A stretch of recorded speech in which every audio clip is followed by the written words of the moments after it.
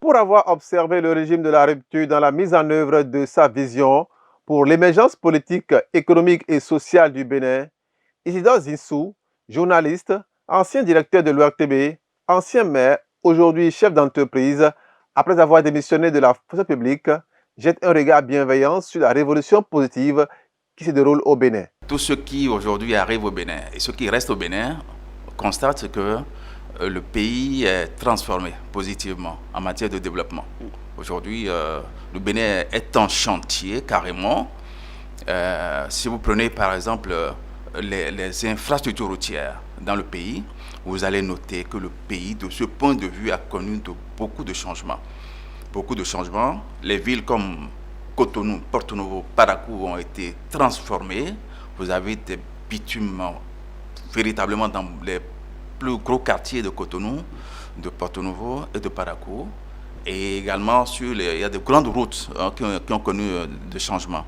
Je pense que sur le plan déjà des infrastructures routières, parce que c'est ça que les gens notent, remarquent davantage, il y a eu beaucoup de réalisations. Cotonou est transformé, Porto Novo, Parakou sont positivement transformés aujourd'hui et ont connu ce que ces villes n'ont jamais connu depuis plusieurs années. Mais il n'y a pas que les infrastructures routières qui sont en cours de réalisation. L'énergie également a connu un développement fulgurant. L'énergie électrique. Aujourd'hui dans le pays, les choses ont sérieusement changé. Le gouvernement a construit des centrales pour la production de l'électricité. Non seulement les centrales de production d'électricité ont été construites, mais il y a également que le circuit de distribution de l'électricité, c'est-à-dire les équipements de distribution de courant électrique, de l'énergie électrique, ont été améliorés. Il y a des équipements également qui sont en train d'être construits pour améliorer, renforcer le circuit de distribution de l'énergie électrique. L'eau potable, source de vie, et le secteur de la santé n'ont pas été du reste, car dans ces domaines aussi, les choses ont changé. Vous prenez aussi le secteur de l'eau, de l'eau potable, par exemple. Voilà aussi quelque chose qui n'a pas fonctionné dans le pays avec des coupures d'eau. Sur ce chantier également, il y a eu beaucoup d'efforts, beaucoup de réalisations. Il y a les forages qui sont en train d'être réalisés pour produire davantage de l'eau. Les équipements de transport de l'eau et de distribution de l'eau sont également en train d'être renforcés, d'être construits. Il y a par exemple 95 châteaux d'eau aujourd'hui au Bénin qui sont en chantier pour améliorer la production et le transport et la distribution de l'eau potable aujourd'hui, qui est quelque chose de vital pour un pays comme le Bénin. Vous avez le secteur de la santé, le domaine de la santé. Les plateaux techniques constituent des choses importantes pour nos pays. Et le constat est fait pour dire que nos pays manquent de plateaux techniques en termes de qualité aujourd'hui, en termes de qualité, en termes d'équipement. C'est pour cette raison d'ailleurs qu'il y a eu beaucoup dans le passé, beaucoup d'évacuations en France, en Tunisie, au Maroc. Ce plateau technique est en train d'être renforcé au Bénin, d'être corrigé, d'être amélioré au Bénin, au niveau de beaucoup d'hôpitaux et de beaucoup de formations sanitaires. Avec ce qui va se passer très prochainement, la construction de l'hôpital de zone d'Abomey-Calavi, qui va être un hôpital de référence dans la sous-région pour que de plus en plus on cesse de faire les évacuations qui ont coûté beaucoup de milliards au pays. Et plus encore, nous avons l'Internet, par exemple. Ça semble banal, mais c'est important. L'Internet pour un pays.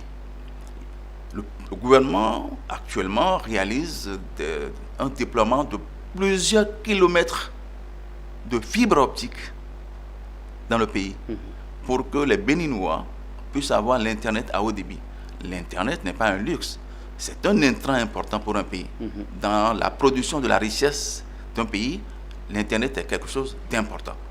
Donc de plus en plus, aujourd'hui, les Béninois auront l'Internet à haut débit avec le déploiement de plusieurs kilomètres de fibres optiques dans le pays. Le pays compte aujourd'hui beaucoup de marchés modernes. Beaucoup de marchés modernes. 20. Peut-être on aura 40 à la fin du mandat.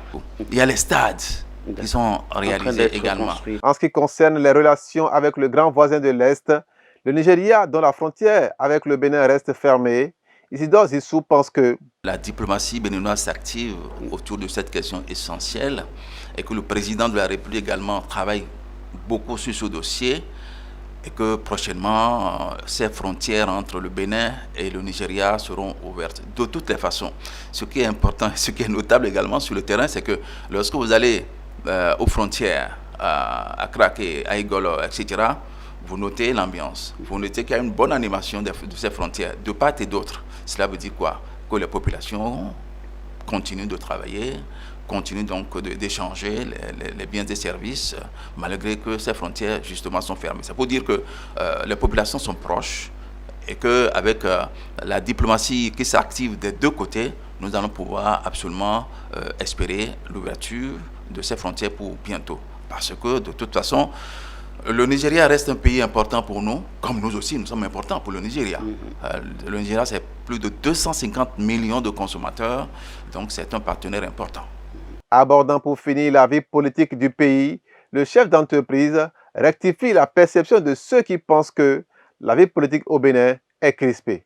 Il faut dire que la vie politique au Bénin n'est pas crispée non plus.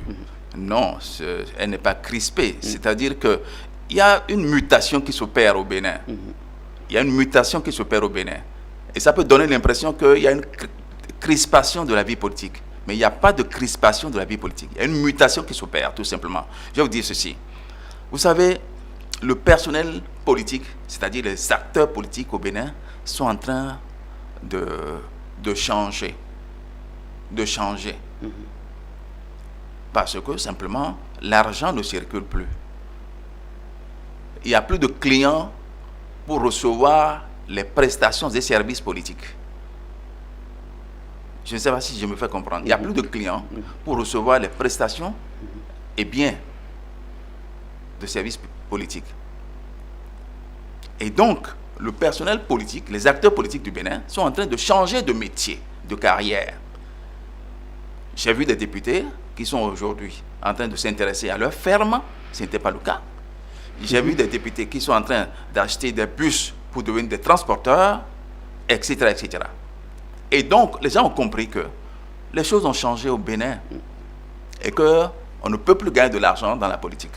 Par conséquent, le personnel politique a pris conscience de ça et est en train donc de s'orienter vers d'autres secteurs producteurs de richesses pour leur sécurité personnelle.